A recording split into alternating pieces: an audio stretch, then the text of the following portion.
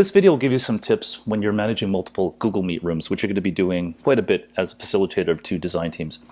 So if you want to open up your Meet rooms for each team, you go into the classroom and you can click on the Meet link like I'm doing here. And you can see my big head and I'm turning that off, but I'm going to join. So you get all this detail and now I'm in the room.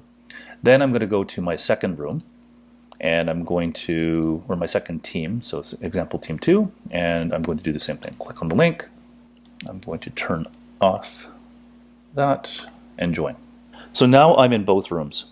I'm in both teams. For me, I just manage the tabs this way that I know team 1 is the first tab, team 2 is the second tab. Because as you can tell, the codes that Google generates don't really mean anything. So I just do that for my own tracking.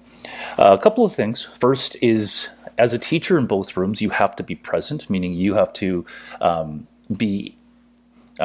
the browser open. And that's just, it's similar, the metaphor I'd say is with a physical classroom, you as a teacher have the key and the students cannot be in the classroom without someone with the key being present. So you have to keep both browsers open at the same time. Otherwise, the students will be kicked out of the room. But what you can do to not disturb them is do what I did here. So mute and turn off your camera. The other thing you can do, because if they're talking, you're still going to hear them, go to the mute tab extension. So do a search in the Chrome web store, sorry, and look for the mute tab. What it allows you to do is download this what are we, the 1990s? You can use this extension to mute the other side. So mute the students who are doing their discussions, their breakout in the Meet room. You won't hear them, they won't hear you. And then when you do return to participate or talk to them, whatever, you can turn it off. So it's a pretty easy extension to use.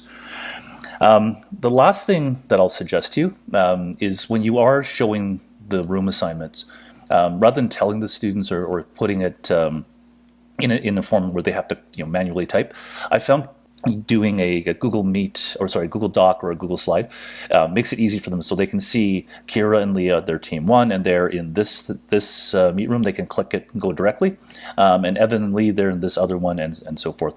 As far as using one room, meeting with both teams in one room, you can, given you've got the 2 design teams, you can ask the second team to come into the first team's room, do your thing, and then when you're done your synchronous session, ask the second team to return to their room, and then you can hop between both rooms. I hope this gave you some usable tips. So for when you are facilitating the 2 groups. If you have any questions, the design team and Shad Central have people who know a thing or two about managing multiple rooms. So feel free to ask us, but hopefully this gave you something to start with. Good luck. Bye.